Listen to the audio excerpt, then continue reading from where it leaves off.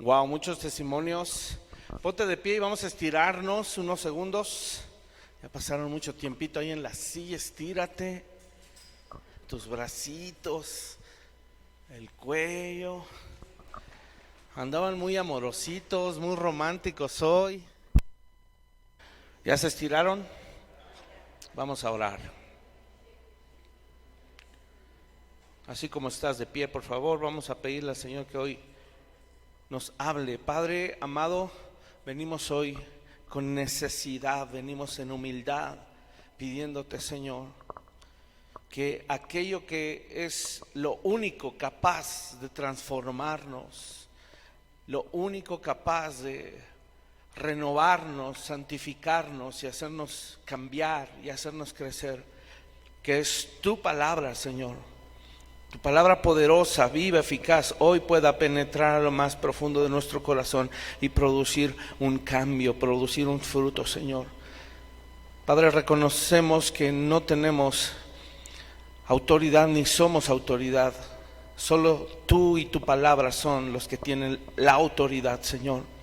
Padre, hoy somos un medio, simplemente una vasija, Padre. Úsame, que no sean mis palabras, que sean las tuyas, Señor, y que todos comprendamos, Señor, que no somos poderosos en nuestra fuerza, sino poderosos en ti, Señor.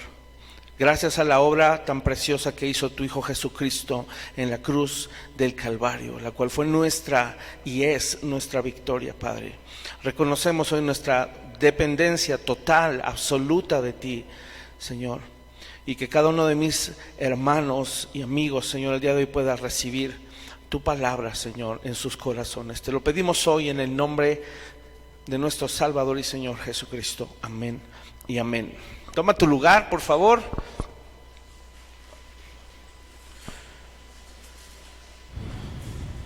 Saca tu Biblia, saca tu cuaderno, saca tu pluma. Es indispensable que anotes todo lo que aprendemos. Así se nos queda más, está comprobado.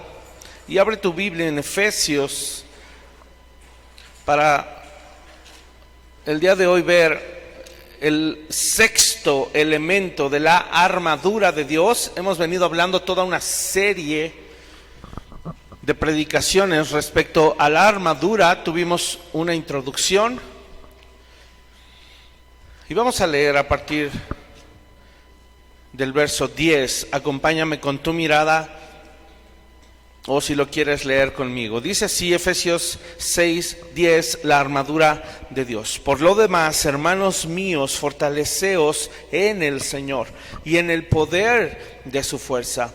Vestíos de toda la armadura de Dios, para que podáis estar firmes contra las acechanzas del diablo, porque no tenemos lucha contra sangre y carne, sino contra principados, contra potestades, contra los gobernadores de las tinieblas de este siglo, contra huestes espirituales de maldad en las regiones celestes.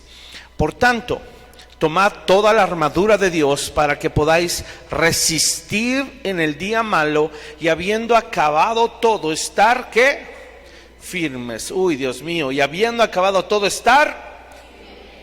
Todavía no. Y habiendo acabado todo, estar firmes. Estad pues firmes, ceñidos vuestros lomos con la verdad, y vestidos con la coraza de justicia, y calzados los pies con el apresto del evangelio de la paz. Sobre todo tomad el escudo de la fe, con que podáis apagar todos los dardos de fuego del maligno, y tomad el yelmo de la salvación y la espada del Espíritu, que es la palabra de Dios, orando en todo tiempo con toda oración y súplica en el Espíritu, y velando en ello con toda perseverancia y súplica por todos los santos y por mí, a fin de que al abrir mi boca me sea, ¿qué cosa? Dada palabra para dar a conocer con denuedo el misterio del Evangelio, por el cual soy embajador en cadenas, que con denuedo hable de él como debo hablar. Este elemento, hermanos, es muy importante, Ya hablamos del cinto de la verdad, número 1, ¿para qué nos servía? Para ceñirnos, ¿verdad? Y la verdad de Dios es es lo único capaz, la verdad de Dios, de quitar todo lo que está suelto, aquellas dudas que podrían estar sueltas en nuestra mente, que no nos dejan caminar en el Evangelio. Por eso era necesaria la verdad. Estoy haciendo un breve resumen. Número 2, necesitamos la coraza de justicia, que significa ser sumergidos en la justicia de Cristo. Recuerda que Cristo en la cruz hizo una transferencia, nos imputó su justicia y nosotros a Él le transferimos nuestra maldad y nuestro pecado. Y ese intercambio, así Él lo deseó. Así es de que necesitamos la justicia de Dios para que proteja lo más importante, ¿verdad? Hablábamos del centro del hombre, la justicia, donde están los órganos más sensibles. Además dice después, y calzados los pies con el apresto del Evangelio de la paz. No es el Evangelio en sí, es el apresto del Evangelio de la paz. Es decir, la disposición que tenemos para correr en el camino de Dios y para predicar el Evangelio a aquellos que no le conocen. Hasta aquí, si tú recuerdas, estos primeros 3 elementos nos servían para darnos firmeza, para poder tener nuestra posición firme: calzado, coraza, cinto. Vienen después otros 3 elementos. Hablábamos del escudo de la fe y hablábamos que era del tamaño casi de una puerta, ¿verdad? A través de la cual es que podemos defendernos de todos los dardos, es decir, pensamientos que el enemigo quiere sembrar en tu mente y en mi mente. Y después hablamos del yelmo de la salvación, ese casco que recibimos porque lo necesitamos, porque si no lo traemos puesto, ¿qué somos? Uy, no escucharon la prédica, ¿o qué pasó ahí? ¿Somos qué? Hombres muertos. Necesitamos el casco, el yelmo de la salvación. Y ahora vamos a hablar por último, pero todavía no acaba la serie, va a acabar el próximo domingo. Vamos a hablar por último el 6º elemento, que es el la espada del Espíritu. Hay otro pasaje en Hebreos muy famoso, Hebreos 4:12, que nos dice que la palabra de Dios es viva y eficaz. Y ahí también se hace alusión a una espada. Dice que es más cortante que toda espada de 2 filos. ¿Y qué hace? Penetra hasta partir el alma y el espíritu, las coyunturas, los tuétanos, y discierne los pensamientos y las intenciones del corazón. Y esta espada de doble filo es la misma a la que se hizo referencia en Efesios. ¿Por qué? Porque es de doble filo. Vamos a hablar un poquito acerca de la espada de los soldados romanos. Va a aparecer una imagen de una espada de metal. Esta no es una espada convencional, quiero decirte. Esta es la espada a la que los historiadores se han referido a ella como la espada que conquistó el mundo. ¿A qué se refieren? A que es la espada que utilizó el Imperio Romano. Sé que has visto muchas espadas de mucha clase, pero a lo largo de toda la historia de la humanidad no ha habido una sola espada que sea más efectiva que esta, en su diseño, en su tamaño, en su ¿cómo se dice? El de donde se agarra, el de la empuñadura, y en su efectividad. A esta espada se le denominaba gladius, y de ahí pues que tengamos el otro término que todo mundo conoce como gladiador, ¿verdad? Que es un espadachín, porque tiene una gladius, que es una espada literalmente de la traducción. Dice, y en manos de un hombre hábil, que eso era lo que los romanos se encargaban de hacer, que sus soldados fueran hábiles y fueran entrenados. Dice, en manos de un hombre hábil era más temible, era un arma muy temible. De hecho, ya dijimos, se conoce como la espada que conquistó el mundo, al menos el mundo conocidos. Si viéramos un mapa del Imperio Romano, tú te sorprenderías de todos los pueblos que cayeron bajo su mano y que ellos conquistaron. El diseño de esta espada era filosa por ambos lados, por eso se dice que es una espada de doble filo y era letal contra un enemigo sin armadura. No todos los pueblos que pelearon contra Roma tenían la capacidad de fabricar las armaduras de las legiones romanas. No todos tenían la capacidad y se enfrentaban muy frecuentemente a pueblos que no llevaban ni siquiera armadura. Entonces imagínate, ahora, aún así, aquellos que portaban una armadura, esta espada estaba diseñada para penetrar la armadura. Entonces, literalmente, si no se buscaba una estrategia muy bien planeada o una emboscada como la que en algunas de estas prédicas yo les platiqué, no había posibilidad alguna de poder resistir una arremetida de las legiones romanas. No había manera por este tío. Eso es todo, es no nada más la espada, entiéndanme, es toda la armadura de la cual incluso Pablo habló. Se refirió a esta armadura, no a la medieval, no a la de los samuráis, no. Pablo escribió específicamente de la armadura y en este caso de la espada romana. Esta espada no solo fue la espada de las legiones por excelencia, sino que también fue un emblema, y hoy se le considera un emblema del poderío militar romano. Voy a leer un fragmento que me encontré muy interesante. Escucha, recuentos históricos nos hablan del terror que los demás pueblos sentían en el campo de batalla ante esta formidable espada.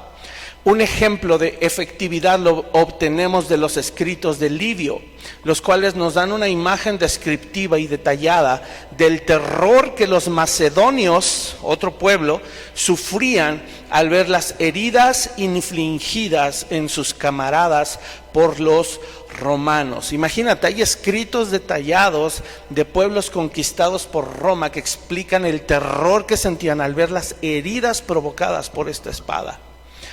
Voy a seguir leyendo. No obstante, lo que hacía, y pon mucha atención, me llamó mucho la atención esto, lo que hacía verdaderamente mortífera a la gladius radicaba en el hecho de que la misma era ideal para un estilo de combate compacto y altamente organizado en hileras de legionarios, protegiéndose mutuamente con sus pesados escudos rectangulares de las legiones romanas.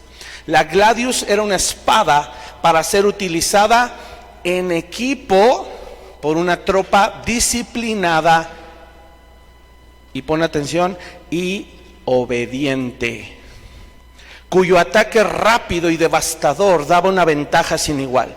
La gladius no fue tan solo una mera espada, sino que fue el reflejo de una época, la época dorada de las legiones romanas. Como hemos dicho, era una pieza de armamento que debía ser utilizada, y vuelve a recalcar, por una tropa obediente y que mantuviese las formaciones compactas y organizadas a toda costa. De lo contrario, su efectividad, si bien útil, se reducía en gran medida. Esta espada en sí no fue el éxito, sino el tipo de hombres bien entrenados, bien disciplinados y muy obedientes en una estrategia compacta, estar unidos hombro a hombro protegiéndose. Si no existía eso en ese grupo de soldados, esta espada no servía absolutamente de nada.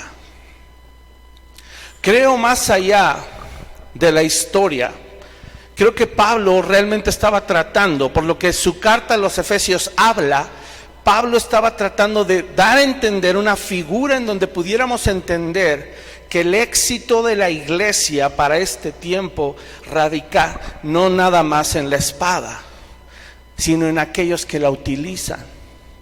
Y por muchos años o décadas se ha creído que solamente el pastor o los líderes al lado del pastor tienen la obligación de saber usar una espada y toda la armadura. pero no es así. El llamado de Dios es para todos y cada uno de ustedes que están allá sentados y que salen toda la semana a su casa a embatir los ataques del enemigo, a soportar la influencia del mundo. Pero si no sabemos utilizar la armadura, y si solamente hacíamos antes oraciones como: Señor, me pongo la armadura y en el nombre de Jesús pisoteo y machaco al diablo, obviamente no iba a funcionar, porque la armadura ya aprendimos, después de cuántas llevamos, seis prédicas, que la armadura no se usa así, y que no tiene que ver con cómo embatimos y atacamos al diablo, tiene que ver cómo somos disciplinados, ordenados y obedientes como ejército, como familia en la fe. Para nosotros, ¿qué dice la Biblia que es la espada? Y no le dice la espada nada más, dice la espada del Espíritu. Eso por implicación es que es la espada de Dios, no es la tuya. ¿Qué dice la Biblia que es la espada del Espíritu? La palabra de Dios. No sé tú, pero hemos luchado mucho y trabajado arduamente para que en esta iglesia local se le dé un valor preeminente a la Biblia. Lo que nos guía es la Biblia, porque creemos que la Biblia es la espada del Espíritu. Todo aquello que salió de la boca de Dios, inspirado por su Espíritu, a hombres que dedicaron su vida al Señor. Vasos de honra que el Señor decidió usar. Ya incluso aprendimos cómo llegó esta espada a nuestras manos, cómo fue forjada. Los que han estado siguiendo los miércoles, los discipulados, vimos la historia.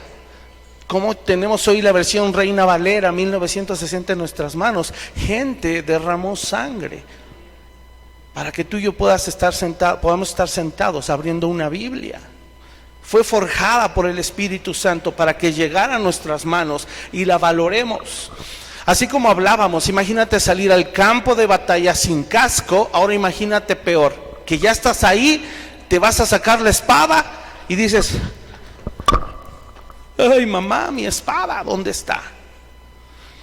Y cuando la sacas, en vez de sacar la espada, sacas algo como esto. ¿Qué te va a pasar? Si la ven, parece una espada. Yo te preguntaría, ¿es una espada? Sí, pero de madera, dice Ana. Vuelvo a preguntar, ¿es una espada? No. Tiene forma de espada, pero no es una espada. Este tipo de espadas eran las que usaban para entrenar. Pero imagínate que por error te hubieras metido la espada de entrenamiento y ya en el frente de batalla te das cuenta que es la de madera. ¿Qué harías? ¿Has hecho conciencia de si traes la de madera o traes la de veras? Y eso es lo que vamos a aprender. ¿Y cuántos quieren aprender? Entonces, ¿qué dice la Biblia que es la espada? Respuesta correcta: la palabra de Dios. Ustedes que han estudiado ya algo de tiempo saben que en el original, en el idioma griego del Nuevo Testamento, la traducción para palabra, ¿cuál es? En griego, logos, ¿cierto? La palabra logos significa palabra. Pero en esta porción de la escritura en especial no se utiliza la palabra logos. Hay otra traducción griega para la palabra palabra. Y esa es rema, con R-H-E-M-A. Y esta palabra rema, escucha, ¿cuál es la distinción entre un logos y entre un rema? Te lo voy a explicar muy sencillo. El rema o la palabra rema es la palabra logos consumada y llevada a la práctica por el Espíritu. Eso es la palabra rema, la palabra viva, la palabra escrita llevada a la práctica. No una espada de madera, que no es funcional para la batalla, sino una espada de metal. En este caso, no la espada del humanismo o la espada de la religión, sino la espada del Espíritu Santo que nos guía, ¿a dónde? A toda verdad. ¿Vamos bien? Entonces, todo logos, toda palabra logos debe desembocar en una palabra rema. No nos sirve de nada memorizarnos los versículos si no los voy a vivir.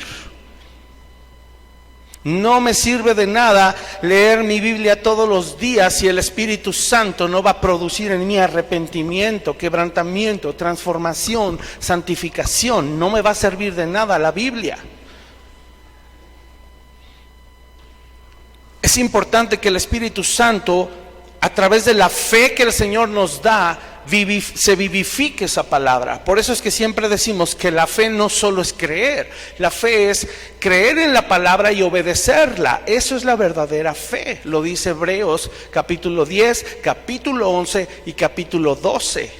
Esos 3 capítulos hablan de la fe, no solo Hebreos 11:1, que es lo que nos gusta aprender, la espadita de juguete. Es pues la fe, la certeza de lo que se espera, la convicción de lo que no se ve. Ajá, ¿y el capítulo 10 y el 12? ¿Y todo el 11? Entonces, ¿qué prefieres? ¿Usar un palillito de espada que te aprendiste Hebreos 11:1 o memorízate Hebreos 10, 11 y 12? No versículos, capítulos. Ahora sí, tremendo espadón. ¿Sí me explico? Fe que requiere obediencia. Para que el logos no sea letra que mata, sino espíritu que vivifica. Eso es importantísimo, hermanos. Y por eso estamos entrenando arduamente a esta pequeña iglesia. La espada del Espíritu indica entonces acción. La espada del Espíritu indica movimiento, avance, conquista. Eso representa la espada. Si para Roma era un emblema, ¿qué crees que la espada del Espíritu debe representar para ti, para mí? Igual, conquista. Y debe ser tan emblemático que no sea solo un logotipo que usemos. Está en nuestro logotipo. Ahí está la palabra, la que parece un pajarito, ¿va? Es una Biblia abierta. Aquí está. Así. Por los que no le habían entendido, no es el Espíritu Santo, aunque parezca paloma, dale doble uso, la palabra del Espíritu, sí. ¿Qué debería indicar? Acción. ¿Qué pasó cuando Jesús fue bautizado? Se abren los cielos, desciende el Espíritu Santo como paloma, se oye la voz del Padre, este es mi Hijo amado, en quien tengo complacencia. ¿Qué pasó después del bautizo? El Espíritu Santo impulsó a Jesucristo al desierto. Empieza el ministerio. Y cuando tú y yo nacemos de nuevo, el Espíritu Santo nos tiene que impulsar a los desiertos, a crecer, a las pruebas. Esas son necesarias. Así es de que no te desanimes cuando venga un desierto, una prueba o una batalla. ¿Sabes por qué? Porque siempre después de una batalla venía el reposo. Siempre después de una batalla venía el descanso y venía la recompensa. ¿Cuál es el final de esta batalla terrenal que estamos teniendo? ¿Cuál va a ser nuestro reposo? Yo te pregunto, ¿cuál va a ser la recompensa, el galardón, el descanso y el destino final de nosotros? ¿Cuál? La vida eterna con Cristo. Cielos nuevos, tierra nueva, cuerpo nuevo, para disfrutar la eternidad con el Señor. ¿Cómo entonces se usa? Sería la pregunta. ¿Cómo uso la espada del Espíritu, que es la palabra de Dios? Hebreos capítulo 3 habla del reposo. Vamos ahí, del que yo te estoy diciendo. La historia del pueblo de Israel saliendo de Egipto, ya la hemos hablado, representa a los redimidos saliendo del mundo. Y cuando el pueblo de Israel sale, no fue derechito a la tierra prometida, ¿estás de acuerdo? ¿A dónde fue? Al desierto. Porque cuando alguien nace de nuevo, uno no va derechito a la tierra prometida, va al desierto, las pruebas de esta vida. Y ahí en el desierto el Señor dice que los probó. ¿Pasaron la prueba? No pasaron, más que dos, Josué y Caleb. ¿Qué pasó con toda aquella generación? Murieron en el desierto, murieron en la prueba, no pudieron entrar al reposo. Y eso habla Hebreos capítulo 3. Vamos a leer verso 7. Dice: el reposo del pueblo de Dios. Por lo cual, como dice el Espíritu Santo, si oyereis hoy su voz, no endurezcáis vuestros corazones como en la provocación.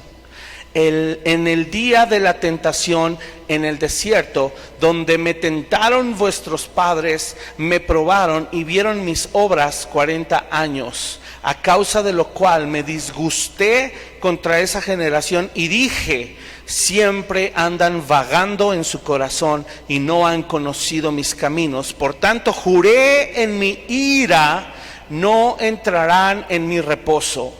Mirad, hermanos, hasta aquí. Hasta aquí, ¿quién crees que el autor de Hebreos citó? ¿A quién estaba citando? ¿Palabras de quién? Del verso 7 al 11, ¿quién habló? Habló el Espíritu Santo. ¿Y qué dijo? Si oyeres mi voz, o sea, si escuchas mi palabra, ¿qué cosa? No endurezcas tu corazón. ¿Como cuando? El Espíritu Santo está trayendo una historia de reflexión del pasado, cuando el pueblo de Israel provocó y tentó al Señor. El pueblo de Israel provocó al Señor. ¿Por qué? Porque no confió en Él, no obedeció, no se dejó entrenar. ¿Sabías que aún el Señor les enseñó a marchar como un ejército?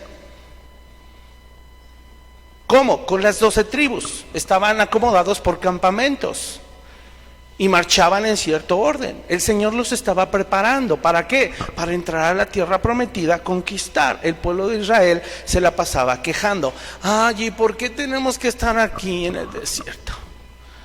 ¿Y por qué a mi Dios me mandaste hasta el campamento allá lejos? ¿Por qué no cerquita de la tienda de tabernáculo? Pura queja. ¿Por qué maná y no tacos de arrachera? La gente se empezó a quejar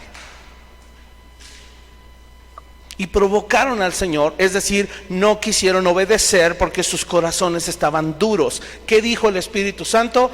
Escucha la descripción de esa generación: siempre anda vagando en su corazón. Y por consecuencia no han conocido mis caminos. Y la consecuencia es mucho peor, porque el Señor juró en su ira y dice: no entrarán en mi reposo. Ahora sí viene la reflexión, verso 12. Miren, hermanos, que no haya en ninguno de ustedes corazón malo de incredulidad para apartarse del Dios vivo. Antes exhórtense los unos a los otros cada día, entre tanto que se dice hoy, para que ninguno de vosotros se endurezca por el engaño del pecado. La exhortación es muy sencilla: que en nosotros no se genere un corazón malo de incredulidad. ¿Qué va a pasar si tu corazón es con tendencia al mal? ¿Y qué va a pasar si tu corazón dejas de creer al Señor? Ahí dice: te vas a apartar del Dios vivo. Y por eso la exhortación tiene que ser con la palabra. Oye, recuerda nuestro emblema, recuerda quién seguimos. En la escuela Vineyard, ¿sabes que hacemos votos a la Biblia? Sí, sabías, lo hacemos diario. De eso a que sea una realidad en la vida de los muchachos falta mucho, y hay mucho trabajo por hacer. Porque cada día en la mañana se le paran ahí con su Biblia en la mano y dicen: juro fidelidad prometo fidelidad a la Biblia, la santa palabra de Dios será lámpara a mis pies y lumbrera a mi camino. En mi corazón guardaré sus dichos para no pecar contra Dios. Amén. Se van a su lugar y empiezan a hablar.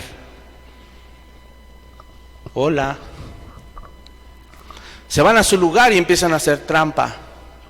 Y luego se van a sus casas y empieza el TikTok, el Instagram, el Facebook y toda la basura que ahí hay. Y los papás en el TikTok, en el Instagram y en el Facebook y en toda la basura que el mundo está ofreciendo hoy. La legión romana, si en la carne vencieron porque eran ordenados y obedientes, ¿qué le hace falta al pueblo de Dios para entender que debemos ser obedientes y ordenados? Disciplina en la iglesia. ¿Qué nos hace falta? Yo te pregunto a ti. Ahora tú contéstame a mí en tu mente, al menos contéstame en tu mente. No veo sus bocas, antes veía cuando las enchuecaban, ¿verdad? Ahorita no las veo, pero sé que la palabra de Dios es dura, nos confronta, y esa es la exhortación. Por eso les exhorto. Y exhorto a mi esposa, y exhorto a mis hijos, y mi esposa y mis hijos me exhortan a mí, y mis amigos que me aman verdaderamente me exhortan cuando ven que me estoy desviando y estoy fallando también, porque todos lo necesitamos. Exhortémonos unos a otros cada día, entre tanto que se dice, di conmigo, hoy. ¿Cuándo debería ser el cambio? Hoy. ¿Cuándo deberíamos empezar a tomárnoslo en serio? Hoy, para que ninguno se endurezca por el engaño. Si no empiezas hoy, el corazón va a seguir duro y engañado. Debemos hacerles saber a las personas que cuando su corazón se pone duro o se endurece, ¿sabes qué sucede? Están teniendo un corazón malo de incredulidad. Escúchame, si yo te preguntara y tú fueras sincero conmigo, oye, ¿tú tienes un corazón duro? ¿Cuántos podrían reconocer? Sí, la verdad todavía a veces, no en todo, pero en algunas cosas. Gracias por tu sinceridad, yo me incluyo. Hay cosas donde todavía hay callito, hay dureza. Pero si yo te hago oye, ¿tú tienes corazón malo? ¿Qué dirías? Ah, no, malo no. Duro sí, pero, ok. Oye, ¿tú eres un incrédulo? O sea, ¿no le crees a Dios? No, pastor, y casi se le sale la de antes, ¿verdad? Así de, no, pastor. ¿Sí me explico? Escucha esto que te estoy diciendo. Cuando reconocemos que tenemos el corazón duro, estamos reconociendo que tenemos maldad. Porque lo dice la Biblia. Y tenemos incredulidad. Ahora di conmigo, ouch. A mí me está doliendo mucho. Cuando no obedezco, aquí viene lo complicado y lo trascendente que entendamos esta palabra. Cuando no obedezco es porque no creo que lo que Dios dice va a funcionar. Medítalo. Algunas saben que no soy de frases rebuscadas. Cuando tú y yo no obedecemos, simplemente es porque no creemos lo que Dios dice. Y creemos que eso que Dios dice no va a funcionar. No, Dios, yo creo que no. Mira, mejor le voy a intentar por este lado. Lo que desata la maldad en el corazón de las personas es la incredulidad a la palabra de Dios. Y cuando nos endurecemos y no obedecemos, nos estamos atando y a ver, lo voy a explicar al revés. Es como si atáramos la verdad en un costal y lo aventáramos y nos estuviéramos liberando para la maldad. Es al revés. Porque la verdad, el cinto de la verdad, ¿qué hacía? Nos sujetaba y nos apretaba la verdad para estar firmes y ceñidos. Y cuando no obedecemos es desatarnos y quedarnos sueltos y flojitos para irnos a pecar. Es importantísimo entender este asunto del corazón duro. El corazón duro desata la maldad y la incredulidad. Y por eso vemos generaciones desatadas e incrédulas. Esa es la razón. Ahora, si te cayó el 20 o la piedra, como sea, y entender que cuando no obedezco es no creer que lo que Dios dice va a funcionar, por eso es que buscamos otras alternativas. Por eso es que vamos a buscar otras salidas para nuestros problemas. Por eso vamos a buscar doctrinas falsas que nos acomoden más a nuestra forma de vida. Porque no estamos dispuestos a ceñirnos, a vestir la armadura, a entrenar duro, a disciplinarnos, ni mucho menos dispuestos a ir a morir en el campo de batalla por Jesucristo. Mucho menos.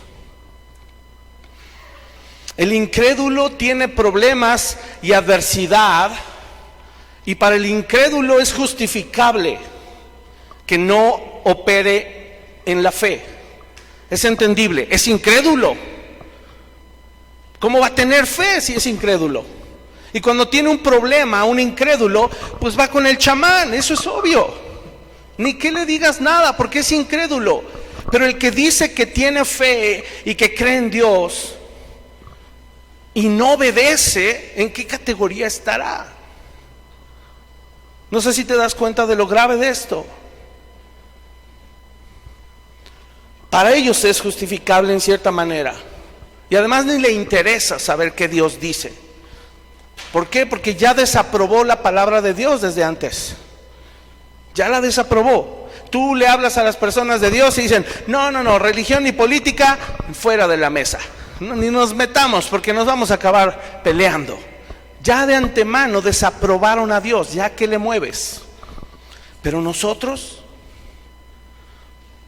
si ellos no ven una firmeza en nuestra fe, como siquiera, mira, no voy a usar, porque antes yo oía que decían, que se le antoje a los demás ser cristiano por cómo vives.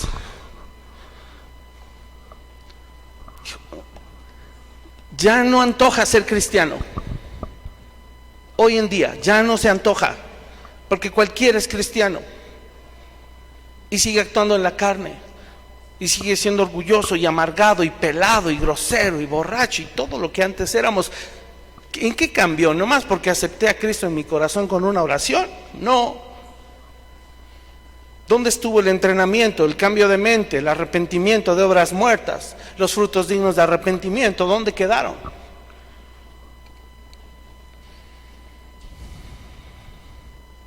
Eso es vagar en el corazón. Eso es. Aquí y en China un vago es un vago y se ve, se nota, se huele. Conocimos a unos misioneros un poquito más a fondo, ya los conocíamos de sentadas y platicadas y saludadas por encima. Ahora que Dios nos permitió viajar a este congreso, nos los encontramos allá. Ellos emigraron, él emigró de Rumania, escapando del socialismo por su fe. Él fue perseguido, él fue avergonzado, él fue golpeado por su fe en Rumania desde que era niño. Y le tocó formarse 4 horas por 2 bolillos. No sabemos lo que es pasar hambre. Y cuando vino acá se casa con una misionera californiana de Estados Unidos y hoy llevan un ministerio en Tijuana. Y nos decía, mis hijos se quejan que tenemos que pasar a la border allá a California constantemente a traer cosas y mantenernos de eso, y se quejan porque tardamos 2 horas en la frontera esperando en nuestra camioneta con aire acondicionado. No saben que yo estuve 4 horas bajo el rayo del sol formado por 2 bolillos y a veces se acababan y ya no te tocaba. Vino a México y dijo: nos da pena ver a los mexicanos, son pobres por tontos. Así lo dijo. Al ser rumano, saben que la lengua lo habla, porque además pues el idioma no es muy docto, ¿eh? No dijo insensatos. Conocimos a otra mujer que emigró de China a México y no le dio pena sembrar en un camellón enfrente de su casa. Hoy se sostiene de la parcelita que tiene en el camellón y nos vende jitomate y nos vende verdura. Los mexicanos son muy tontos, nos da coraje siendo una tierra tan rica. Ahora, si eso es en lo físico y en lo material,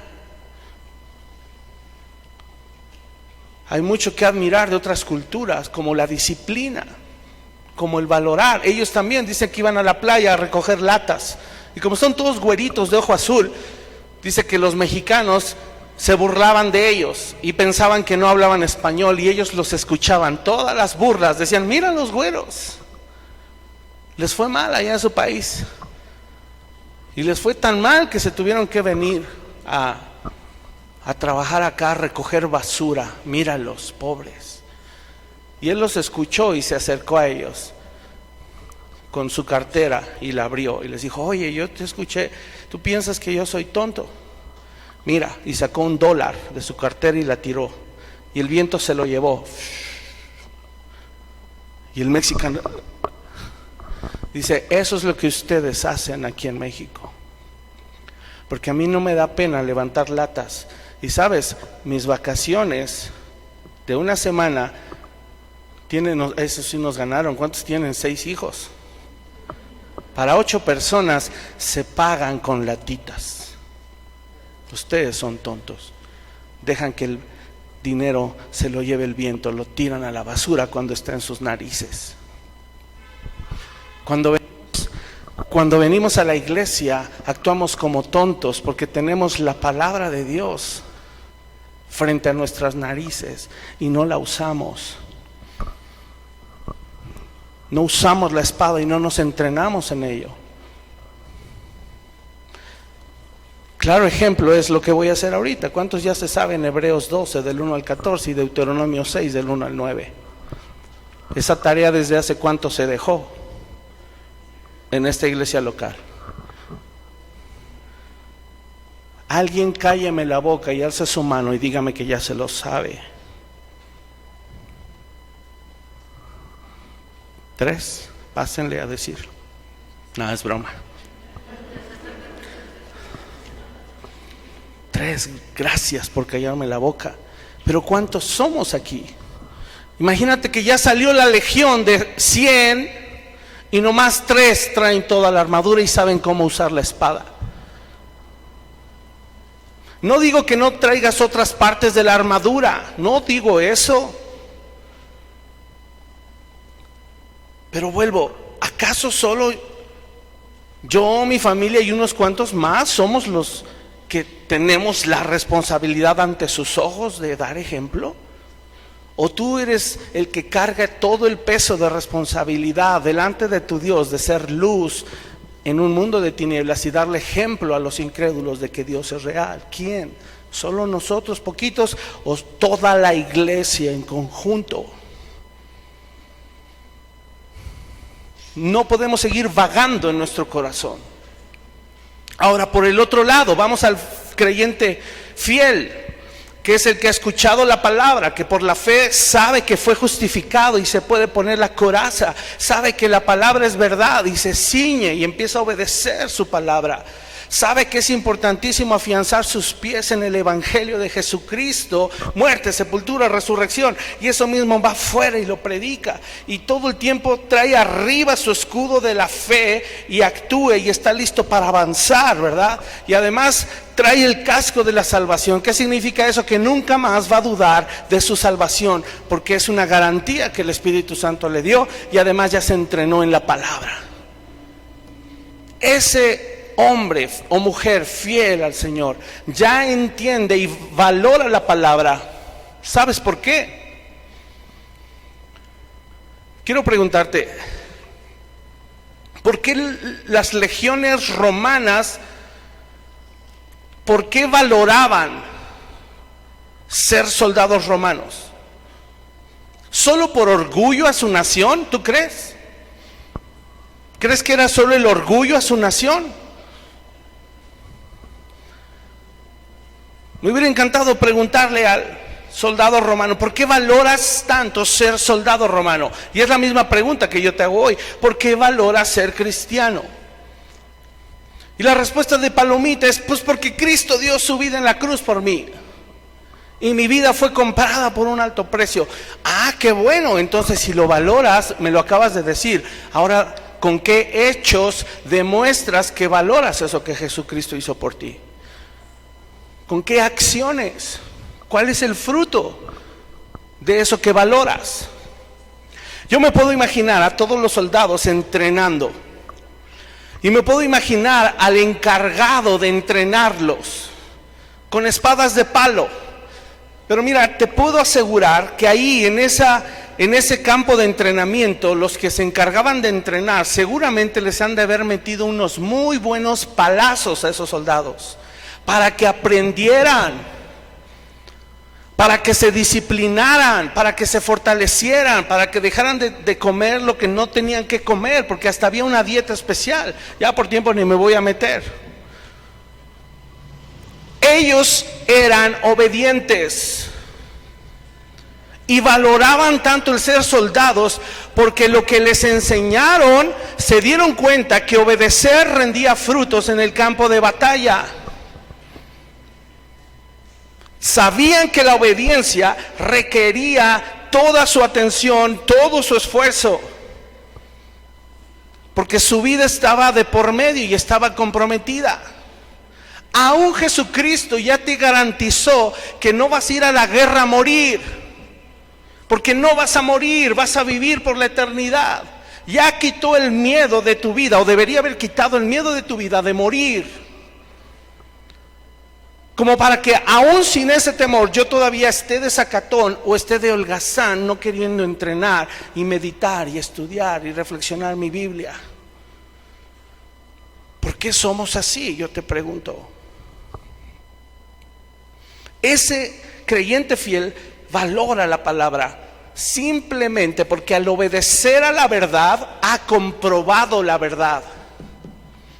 Por eso yo parezco más loco desenfrenado por Cristo, porque cada vez que obedezco más, la compruebo más, la vivo y la experimento en mi vida, en mi matrimonio, con mi esposa, con mis hijos, con mis amigos, en la escuela, con el personal, con el vecino, en la calle, con todos. He comprobado que la voluntad de Dios que Él ya expresó en su palabra es buena, es agradable y es perfecta. ¿Cómo tú y yo nos atrevemos a veces a decir, es que es muy difícil cuando ni siquiera has movido un dedo para entrenar? No has dado un solo paso para obedecer y dices que es muy difícil. No, hermanos, no seamos así. Si yo digo que no funciona, es porque ya pasé 10 años en el cristianismo entrenándome y de verdad vi que no funcionó. Pero no llevamos acumulado, te puedo asegurar, ni un mes de entrenamiento cristiano. No te voy a preguntar cuántos minutos, cuántas horas al día estudias la Biblia, por Dios. Y si no tienes tiempo, hazte el tiempo. Ya no es de que si puedo, es que necesitamos, urge que la palabra de Dios sea nuestra guía, que aprendamos a utilizar esa arma tan poderosa. Y hoy te vas a dar cuenta por qué. Él ya expresó su palabra, Dios ya la expresó, y nunca su palabra debería ser chocante para nosotros, porque nos está entrenando, porque es viva, porque es transformadora. No nos debería chocar que el pastor nos diga, oye, ¿qué onda con tu esposa? Oye, ¿por qué no viniste a varones? No nos debería chocar, no nos debería caer gordo, porque nos está entrenando. Tal vez puede ser difícil, tal vez puede ser retador, tal vez puede ser confrontador, pero no chocante nunca, por favor. Cómo chocante si es lo que sale de la boca de Dios, que nace de su corazón. Cómo algo que sale del corazón de Dios, que es su palabra, va a ser chocante para ti, para mí. A menos que estemos en tinieblas, y a menos que amemos más las tinieblas que la luz. Si la palabra de Dios te choca, es porque estás en tinieblas y en muerte espiritual. No hay más. No hay más. Y estás muerto y necesitas vivir. Y esa es la buena noticia. Hebreos 3 nos ayuda a entenderlo. Vamos rápido, me falta mucho. Fue su culpa por dar tantos testimonios. Hebreos 3. Fíjate, Hebreos 3:14 dice: porque somos hechos participantes de Cristo. Somos parte de Él. Por eso dice: con tal que retengamos firme hasta el fin de nuestra confianza del principio. Es decir, ya entraste al entrenamiento, mantente firme hasta el final. Ya empezaste, ya no hay vuelta atrás. No voy a volver atrás, dice una canción, ¿sí o no? Entre tanto que se dice: si oyeres hoy su voz, vuelve a insistir, no endurezcas tu corazón como en la provocación. No estoy leyendo el mismo versículo, es otro. Y vuelve a enfatizar: no endurezcan el corazón como en la provocación. Y él pregunta, el autor, ¿quiénes fueron los que habiendo oído le provocaron? ¿No fueron todos los que salieron de Egipto por mano de Moisés? ¿Y con quiénes estuvo él disgustado 40 años? ¿No fue con los que pecaron, cuyos cuerpos cayeron en el desierto? Otra pregunta: ¿y a quiénes juró que no entrarían en su reposo, sino aquellos que desobedecieron? Y vemos que no pudieron entrar a causa de incredulidad. Mira, ahora vamos a la parte buena. Si la palabra de Dios es un deleite para ti, si la palabra de Dios es dulce a tu paladar, como dice el salmista, no va a haber obstáculo que pueda frenar el crecimiento, el entrenamiento, la madurez, el discipulado en tu vida. No va a haber otra cosa. Porque la evidencia de los hijos de Dios es que les gusta la palabra. Saben la importancia de la palabra. Y cuando no es un deleite, es porque no hay sentidos espirituales activos. Sin el Espíritu somos incapaces de percibir la dulzura de la palabra.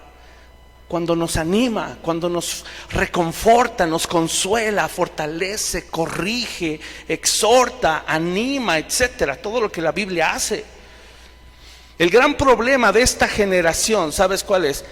Que así como el pueblo de Israel vagaba en su corazón, esta generación sigue vagando también en su corazón. Es decir, así como el pueblo de Israel seguía amando y añorando Egipto y sus deleites, esta generación sigue amando y añorando el mundo y sus placeres. Vagar en el corazón o ser un vago espiritual nos desvía del entrenamiento, nos convierte en desleales, nos convierte en enemigos del pueblo de Dios y de Dios mismo. No se si humanamente aún Roma no confiaba en muchas de sus naciones conquistadas, a muchos de esos que eran buenos soldados, que ahora estaban conquistados, Roma no los ponía en altos rangos, porque sabía que en algún momento podían hacer una, ¿cómo se dice? Se me fue la palabra, lo que dice mucho, decía mucho el presidente antes de ser presidente, un complot, ¿va? Decían, no, yo no voy a poner a esos, aunque sean buenos soldados, no les voy a dar un alto rango, porque podrían a escondidas crear un complot. Si aún a nivel humano, ser vagos, no entrenar, ser indisciplinados y desobedientes, ¿tú crees que te van a dar siquiera, empezando por ahí, un cinto? Ni un cinturón te van a dar. No está a nuestra disposición, porque hay deslealtad. Yo usé una palabra, el pueblo de Israel añoraba. ¿Sabes qué significa añorar? Desear, pero no solo desear. Desear algo con mucho deseo, valga la redundancia. Desear algo profundamente del pasado. Algo que se vivió en el pasado. Y eso hacía el pueblo de Israel. Cómo quisiéramos estar alrededor de los caldos, del caso de las carnitas. Así dice mi Biblia, Reina Valedora. Eso decían. Los botes de carne. En Egipto teníamos eso. Sí, brother, pero eras esclavo. ¿Se añora el mundo todavía? Y añorar es cuando una persona cuestiona: es que, pastor, ¿por qué no puedo dejar de pecar? ¿Por qué sigo pecando? ¿Por qué el cristianismo prohíbe hacer tal o cual cosa, pastor? Frases como esta: es que, mire, pastor, si el cristianismo no prohibiera estas cosas, yo me haría cristiano. ¿Eso es añorar? Eso, ¿sabes qué? Vete al mundo. Ese es tu lugar. ¿Cómo vamos a añorar algo que no nos da vida, sino produce muerte? ¿Cómo? ¿Y cómo vamos a despreciar a aquel que dio su vida por nosotros? Por eso la ira de Dios se va a dejar venir con todo su poder. Por esa razón. Y Él no es injusto en dejar caer toda su ira en aquellos que lo rechazaron, lo despreciaron y tuvieron por inmunda la sangre del sacrificio perfecto. Sacrificio único que nos puede dar libertad y nos puede dar vida. Amaron más las tinieblas que la luz. No abrazaron el evangelio, prefirieron morir en sus deleites y pecados. Porque la generación de hoy, ¿qué dice? No puedo ser leal a Cristo, es demasiado compromiso morir por Él. Así piensa esta generación. Así que el día de hoy estamos procurando con diligencia entrenar en la palabra y el conocimiento de Dios. Pero si no hay crecimiento, hermanos, significa que no hay disciplina y no hay obediencia. Ya no quiero volver a escuchar que dicen: ay, qué bonito, tenemos sana doctrina. No quiero eso, no me interesa. Me interesa que se vea la sana doctrina. Me interesa que se vea la sana doctrina y por eso vamos a apretar más. Sí, se puede. Mira, la organización de una tropa espiritual requiere que lo haya. Tiene que haber más disciplina. Ya que sin disciplina y obediencia no va a haber efectividad. Vamos a ser un escuadrón debilucho, sin efectividad. El enemigo se va a burlar en nuestras caras. Va a decir: ay, qué bonito, están jugando a hacer la iglesia. Pues ahí les va. Y no hay nada que podamos hacer en contra de los embates del mundo si no estamos firmes, portando toda la armadura y usando bien nuestra espada. Queremos desarrollar tanto la habilidad en la espada, escucha esto, que nuestros ataques sean rápidos y devastadores en el campo enemigo. Porque la espada es para ir a atacar y podemos ser rápidos y devastadores como lo era Roma. Podemos serlo, pero no hay disciplina, no hay constancia, no hay obediencia. Tenemos su espíritu de nuestro lado, morando en nosotros. Ahora, ahí más adelante en Hebreos, pero ahora en 4, avanza unas páginas, Hebreos 4, solo Hebreos 4:2 dice: porque también a nosotros se nos ha anunciado la buena noticia o la buena nueva como a ellos, pero no les aprovechó el oír la palabra por no ir acompañada de fe en los que la oyeron. Toda la gente conoce a Dios, Toda la gente sabe la historia de Navidad. Ya viene, yo lo decía, Baby Jesus. Ya, todo mundo sabe. Qué bonito, pone su árbol, pone su nacimiento. Gracias, Alex. Y vuelvo a preguntar, ¿y eso qué? ¿Hay fe ahí en saber? ¿O hay fe en la obediencia? Sáltate al verso 11.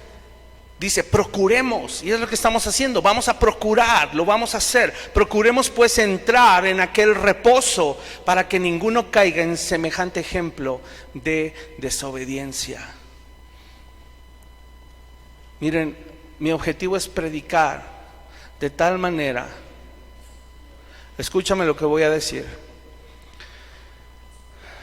Lo digo con mucho temor delante de Dios. Mi obligación no es llevarte al cielo. Esa no es mi obligación. Mi obligación es ser tan congruente viviendo el Evangelio que tengo la autoridad de parte de Dios para enseñarte que esto es verdad y que tú te entrenes y tomes la decisión por decisión propia de disciplinarte, ordenarte y formar parte de la compañía de los santos para que juntos vayamos al cielo. Yo estoy cumpliendo con mi responsabilidad, lo digo delante de Dios con mucho temor, aunque sé que fallo mucho. Y ha sido su gracia en mí y en mi familia. Nunca me jactaré que he sido yo, nunca, te lo puedo decir, porque no soy ni somos perfectos. Pero al menos en exponerte la verdad he cumplido, y cuando esté delante de Dios, Él no me va a poder decir, ¿dónde está tal y tal y tal y tal? No llegaron. Lo único que podría hacer es, Señor, no lo sé. Yo pensé que estarían aquí porque les expuse la verdad. Es tremendo esto que estoy hablando, hermanos. Procuremos entrar en aquel reposo. No dice, el pastor nos va a hacer entrar en ese reposo. Dice, procuremos personalmente entrar en el reposo, sabiendo que no es mérito ni esfuerzo tuyo, es su gracia. Por eso es tan hermoso su palabra, porque cuando la lees, la crees, la obedeces, se comprueba sola y te sorprende y quieres más. Así es de que cuando se habla de la espada del Espíritu, se dice que es del Espíritu porque es viva, ¿cierto o no? El Espíritu Santo tiene que ver con vida, con vivificar, pues el Espíritu es el que produce vida. Y por eso Hebreos 4:12, que lo leímos, la palabra de Dios es viva y eficaz y más cortante que toda espada de dos filos, y penetra hasta partir el alma y el espíritu. Estoy en Hebreos 4:12. Y las coyunturas y los tuétanos, y discierne los pensamientos y las intenciones del corazón. Sigo en el 13. Y no hay cosa creada que no sea manifiesta en su presencia. Antes bien, todas las cosas están desnudas y abiertas a los ojos de aquel a quien tenemos que dar cuenta. La palabra desnudará todas las intenciones y descubrirá quién entrará en el reposo y quién no. Eso hace la palabra. Esto te va a caer el 20 más. Escucha la pregunta. ¿Quieres saber en realidad por qué la palabra de Dios es viva y eficaz? ¿Quieres saber por qué cuando abres este libro no hay un misticismo, hay un poder? Hay un poder de Dios, es poder de Dios. ¿Sabes por qué en este compendio de libros, que es Biblos, por qué en estos escritos hay poder? Porque es viva y eficaz. Apocalipsis 1. Vamos rápido ahí.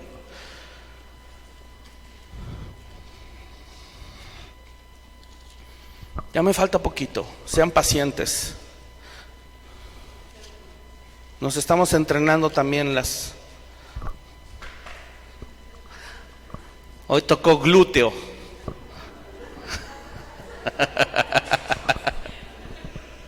Para que respiren. Dice así el verso 12. Juan escribe Apocalipsis, pero antes de escribir Apocalipsis, ¿quién crees que se le presentó? ¿A quién vio en una visión? a Cristo. Verso 12, y me volví para ver la voz que hablaba conmigo. Y vuelto vi 7 candeleros de oro, y en medio de los 7 candeleros a uno semejante al Hijo del Hombre, vestido de una ropa que llegaba hasta los pies, ceñido por el pecho con un cinto de oro. Su cabeza y sus cabellos eran blancos como blanca lana, como nieve. Sus ojos como llama de fuego, y sus pies semejantes al bronce bruñido, refulgente como en un horno, y su voz como estruendo de muchas aguas. Tenía en su diestra 7 estrellas. De su boca, subraya eso, de su boca salía una espada aguda de 2 filos, y su rostro era como el sol cuando resplandece en su fuerza. ¿Qué hubiéramos hecho tú y yo si se nos para enfrente el mismísimo Hijo del Hombre? Verso 17, cuando le vi caí como muerto a sus pies. Y lo más hermoso, ¿sabes qué me impacta? Que él dice, y él puso su diestra, o sea, su mano sobre mí, diciéndome, no temas, yo soy el primero y el último, y el que vivo, y estuve muerto, mas he aquí que vivo por los siglos de los siglos, amén, y tengo las llaves de la muerte y del Hades. Y yo diría, wow, qué espectacular escena. ¿Qué diferencia hay? Tú y yo sabemos que el poder de su palabra es porque cada vez que Cristo abre la boca, sale una espada de 2 filos. Y lo que me causa tanto dolor, hermano, y lo digo por mí, y me provoca más temor de Dios, es que cada vez que yo abro la Biblia, no caigo como muerto. A veces soy indiferente. Cada vez que tú y yo abramos la Biblia, debería ser como cuando tenemos frente a Jesucristo con su espada penetrándonos, haciéndonos sentir muertos. Y su gracia es que Él va con su diestra y nos toca y nos dice, no temas, porque eres mi hijo. Pero es para que dimensionemos el tamaño de poder que hay en su palabra y cómo su Espíritu Santo produce quebrantamiento, y nos da pena hablar de esto. Y por eso esta generación no se convierte, porque no hay nadie que abra la boca. Y cuando abrimos la boca salen babosadas, en vez de que salga vida del Espíritu a través de su palabra. Por eso esta generación sigue donde está. Hermano, te exhorto, habla de Cristo, habla del Evangelio, habla su palabra, habla porque su palabra es poderosa, habla porque no hay nada que pueda resistir su palabra, absolutamente nada. No te canses de hablar, hermano. Cada vez que hablas estás blandiendo tu espada y estás penetrando el corazón de otros, pero es su espíritu, no tú. Porque es la misma espada que sale de la boca de Jesucristo. Hebreos termina diciendo, capítulo 5, no termina, pero yo ya termino. Hebreos capítulo 5, verso 11. Dice, acerca de esto, Hebreos 5, 11, acerca de esto tenemos mucho que decir y difícil de explicar. Y cuando vemos que hay mucho que decir y mucho que explicar, da a entender hay mucho que entrenar. Es mucho. Dice, por cuanto se han hecho ¿qué? Tardos para oír. No debería que haber mucho que decir, ni tendríamos que tener mucho que explicar. ¿Por qué? Porque deberíamos haber sido prestos para oír, pero como hemos sido tardos, por eso hay tanto que decir. Y por eso la prédica tiene que durar 1:15, 1:30. Porque hay tanto que decir. Y prefiero, de verdad, hasta preferiría media hora predicar o 15 minutos. Porque sé que en sus casas están alimentándose al menos 2 horas diario. Porque dice el 12, debiendo ser maestros ya, después de tanto tiempo, tienen necesidad que se les vuelva a enseñar cuáles son los primeros rudimentos de las palabras de Dios. Y han llegado a ser tales que necesitan un biberón, su mamila, leche, y no alimento sólido. Todo aquel que participa de la leche es inexperto en la palabra de justicia porque es niño. Pero el alimento sólido es para los que han alcanzado madurez, para los que por el uso tienen los sentidos ejercitados en el discernimiento del bien y del mal. Ahí hay dos: el inmaduro que no sabe usar la palabra y que necesita que el pastor se tarde 1 hora y cuarto, o el que ya es experto porque todos los días mínimo 2 horas, 3 horas o el tiempo que le toma estudia su palabra y aprende a usarla. ¿Qué queremos? ¿Qué queremos? Crecer y prevalecer, hermanos, como lo dice Hechos 19:20, anótalo, no lo vamos a leer. Que dice que así crecía en ese entonces, así crecía y prevalecía poderosamente la palabra del Señor. Esos primeros cristianos de Hechos en el siglo I, ellos crecían y prevalecían poderosamente porque eran disciplinados. ¿Qué más queremos? Enloquecer al enemigo, hermanos. Primera de Corintios 1, anota la referencia, del 18 al 21. ¿Qué queremos? Enloquecer al enemigo, porque dice que la palabra de la cruz es locura para los que se pierden, pero para los que se salvan es poder de Dios. La gente nos considera locos y queremos que se vuelvan locos, porque un día, si su palabra entra a sus corazones y el Señor lo determina, serán, en vez de que nos miren locos, van a decir: yo quiero esa locura que tú traes. ¿Y qué más queremos? Además de eso, queremos tener la certeza que el ejército de Dios es poderoso. Primera de Tesalonicenses 1. Son cosas importantes que queremos y que vamos a trabajar en las siguientes semanas y meses. Dice Primera de Tesalonicenses 1, del 4 al 8. Dice: porque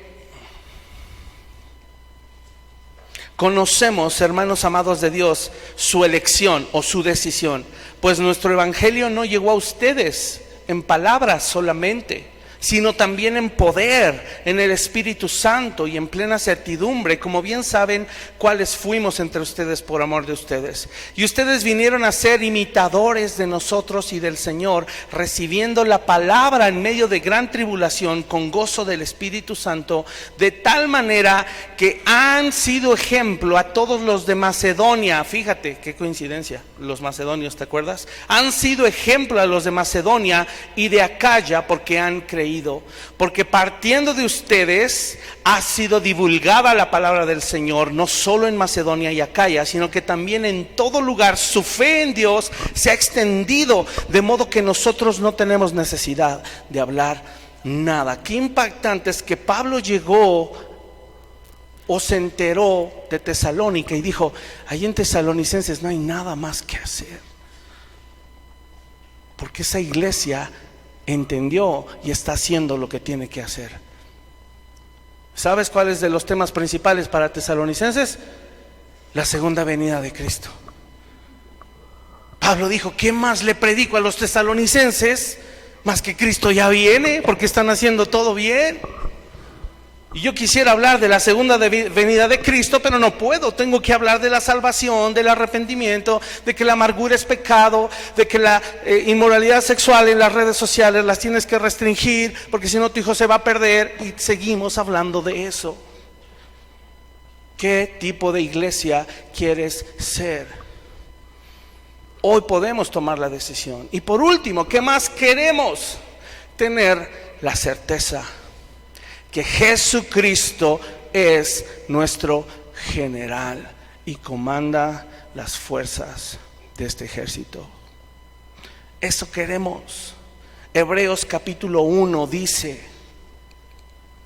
Dios ha hablado por su Hijo. Dios, habiendo hablado muchas veces y de muchas maneras en otro tiempo a los padres por los profetas, en estos postreros días nos ha hablado por el Hijo, a quien Dios constituyó heredero de todo y por quien asimismo hizo el universo, el cual, siendo el resplandor de su gloria y la imagen misma de su sustancia, escuche, Cristo, quien sustenta todas las cosas con la palabra de su poder, habiendo efectuado la purificación de nuestros pecados por medio de sí mismo, se sentó a la diestra de la majestad en las alturas. Hermano, Jesucristo tiene todo poder, toda autoridad, toda magnificencia, todo señorío. Nosotros debemos tenerlo como una seguridad y creerlo, aceptarlo y vivirlo como una verdad.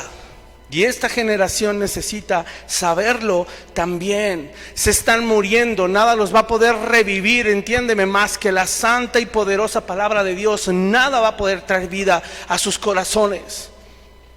La espada es la que va a ir destruyendo, y tú sabes que era el único o es el único elemento para atacar y defenderse, porque cada vez que en el mundo alguien dice tonterías como la ideología de género, como el aborto, como una cantidad de cosas, ¿quién está levantando la espada y se está defendiendo y está tirando esos argumentos y está persuadiendo que no es correcto? Cada vez que un muchacho se excusa y pone pretextos, ¿quién está blandiendo la espada y defiende esos argumentos, pero contraataca y derriba y penetra esos argumentos y los destruye? ¿Quién? Si te ha pasado que alguien dice una tontería acerca del evangelio y pone pretextos y tú te quedas callado, ahí está el problema. Saca tu espada y úsala y derriba esos argumentos. Porque es altivez, son fortalezas que se tienen que ir destruyendo, que son ideas vanas, corazones duros. Y la espada puede penetrar, esa espada puede penetrar la armadura más dura y el corazón más duro, pero sáquenla, háblenla. ¿Qué más son? Argumentos equivocados, filosofías, doctrinas chuecas. Ya termino con este último. Sí, ya no hay nada aquí abajo de mi documento. Primera de Pedro 4.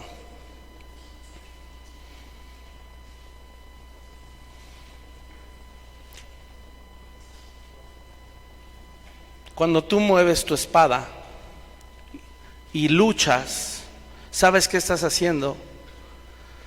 Estás defendiéndote de todos los argumentos. O sea, imagínate las espadas chocando, que alguien suelta un argumento y tú, o sea, es un espadazo del mundo, y tú con la espada del Espíritu detienes ese embate y contraatacas, pero tu espada es más poderosa, es lo que te estoy tratando de explicar. Y cuando tú contraatacas, tu argumento va a destrozar todo argumento que un adolescente, un joven o un adulto tenga en su mente. Podemos acabar con la esclavitud y la miseria del mundo usados por Dios. Y Primera de Pedro nos ayuda a entenderlo para cerrar. Dice, mas el fin de todas las cosas se acerca. Si eso fue hace 2000 años, hoy estamos más cerquita todavía de que venga el fin. Por eso dice, sed pues sobrios, velen en oración y ante todo tengan entre ustedes ferviente amor, porque el amor cubrirá multitud de pecados. Hospédense los unos a los otros sin murmuraciones, según cada uno el don que ha recibido, ministrelo a otros como buenos administradores de la multiforme gracia de Dios. Escucha el 11, si alguno habla, hable conforme a las palabras de Dios. Si alguno ministra, ministre conforme al poder que Dios da, para que en todo sea Dios glorificado por Jesucristo, a quien pertenecen la gloria y el imperio por los siglos de los siglos. Amén. Así como la gladius fue la espada que conquistó el mundo, queremos que la palabra de Dios sea la espada que conquiste el corazón de estas generaciones. Que Dios nos ayude. Vamos a orar. Padre, transfórmanos, Señor, que tu palabra, que es poderosa, y hoy lo hemos entendido, es poderosa porque sale de tu boca, penetra lo más profundo y nos hace saber si somos pecadores o somos justos. No hay nadie que pueda esconder el pecado, la maldad o la incredulidad que hay en él, Señor. No hay nadie. Y aunque no saliera a la luz de las personas o de la sociedad, tú lo conoces todo y darás juicio, Señor, de acuerdo a tu justicia. Padre, provoca en nosotros y produce un temor santo, un temor reverente, que seamos capaces de respetar tus palabras. Perdónanos porque en algún momento la hemos denigrado al quedarnos callados. Nos hemos avergonzado, Señor. Padre, ¿qué importa si nos quedamos sin amigos? ¿Qué importa si nos quedamos sin familia? ¿Qué importa si el mundo nos aborrece? Señor, hoy, aquellos que estén dispuestos, Señor, y por la fe y por medio, Señor, de lo que has sobrado a través de tu palabra, dispongan su corazón y decidan rendirse por completo, dejarse guiar, dejarse entrenar por ti, Señor. Que puedan comprobar, Señor, la efectividad de tu palabra, el poder de tu palabra, que puedan comprobar y experimentar la vida que produce tu palabra. Señor, el mundo tiene sus argumentos, y lo más triste es que el mundo, el diablo, sus poderes de maldad están convenciendo a toda la humanidad de que eso es bueno, de que el placer, la lujuria, alcoholizarse, la infidelidad, el sexo ilícito, la mentira, el orgullo, la vanagloria, el robo, el materialismo, el humanismo,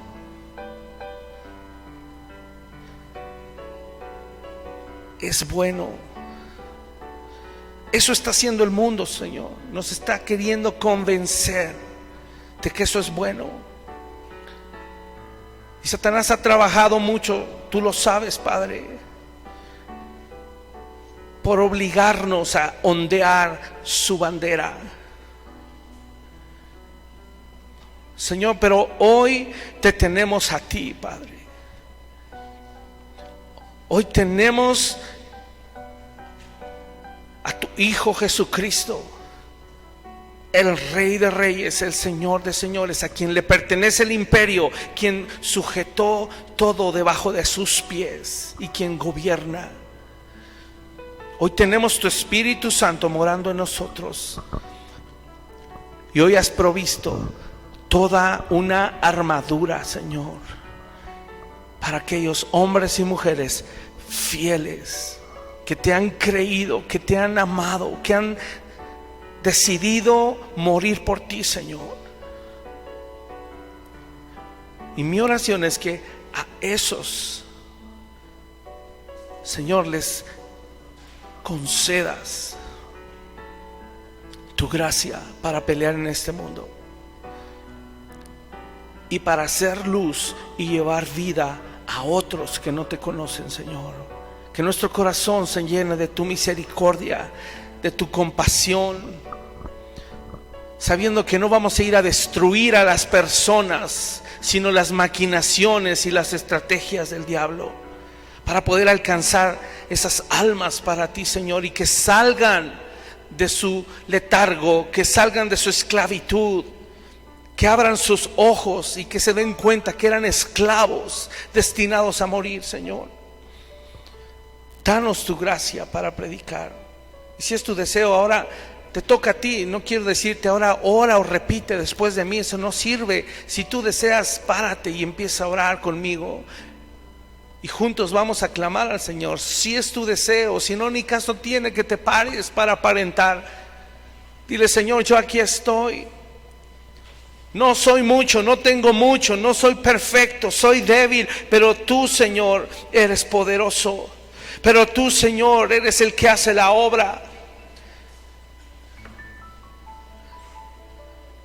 Padre, tu Espíritu Santo sé que hoy se está moviendo a lo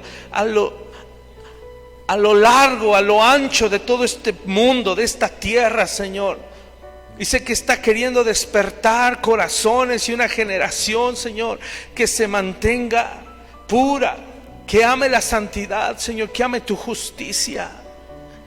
Pero no todos responden, Señor, pero aquellos pocos que responden, Señor, danos tu gracia, y que sea tu Espíritu Santo vivificándonos, Señor, despertando nuestra alma, que sintamos más desesperación y más sed por tu palabra.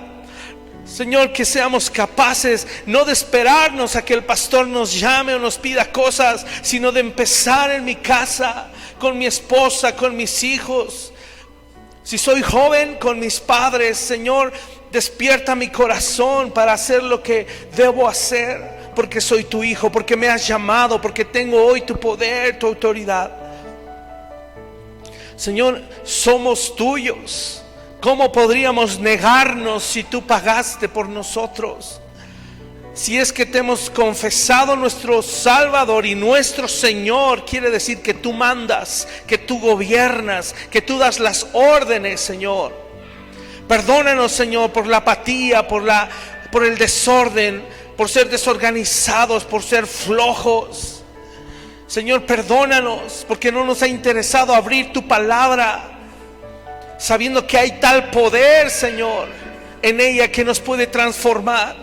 Perdónanos por ser pasivos, porque el diablo y el mundo nos arrancó a nuestros hijos de las manos y hoy no sabemos cómo hacerlos volver a ti. Perdónanos, Señor, porque esta generación no te conoce.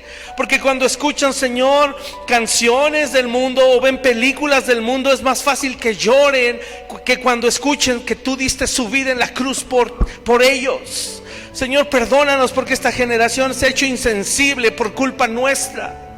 Señor, levanta esta generación de hombres y mujeres dispuestos a tomar tu espada, Señor, a tomar el yelmo, a tomar la coraza, el calzado, el cinto, el escudo, toda la armadura completa, Señor. Si ese es tu deseo, ora conmigo y alza tu voz. ¿Qué te importa el de al lado? Hoy, hermanos, es tiempo de clamar por las generaciones. Si tienes un esposo perdido, si tienes hijos perdidos que no han confesado a Cristo, si tienes familias, amigos, conocidos del trabajo que no conocen a Cristo, es porque Dios te está llamando a ti a ser luz.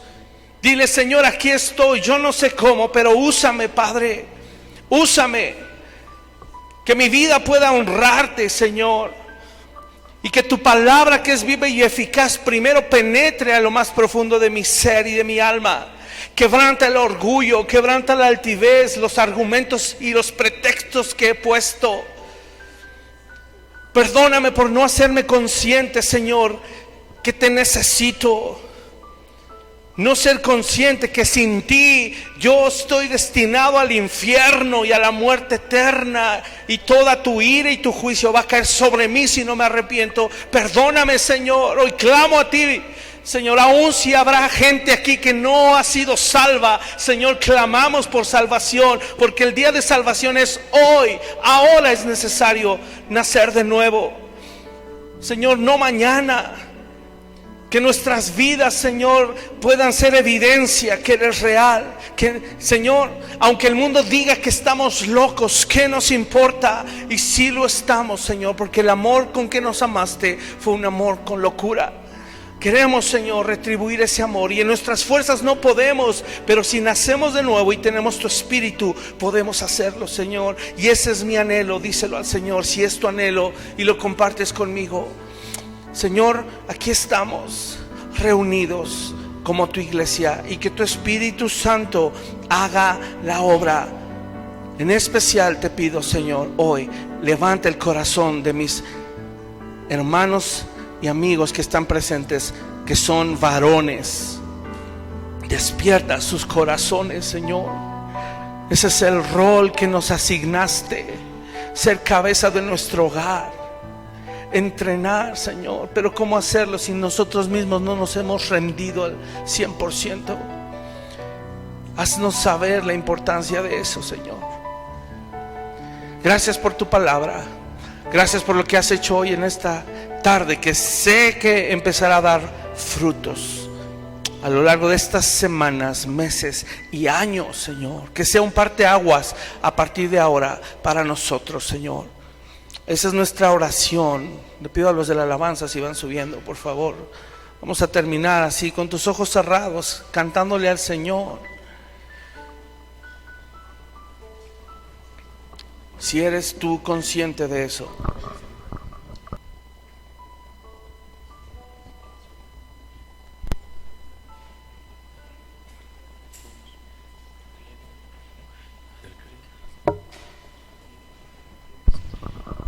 Cierra tus ojos, alza tus manos.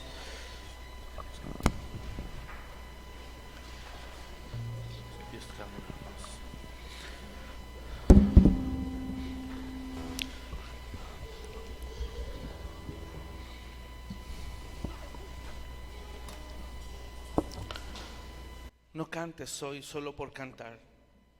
Cree lo que estás cantando. Hazte consciente de cada palabra que digas.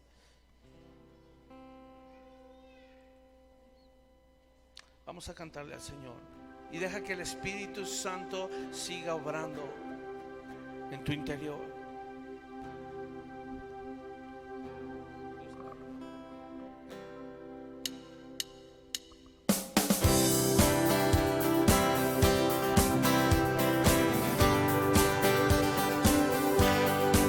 Hoy venimos, Señor, conscientes de tu obra. Cántale con tu corazón, dile. El Dios hizo los cielos y la tierra con el poder de su palabra. Reina con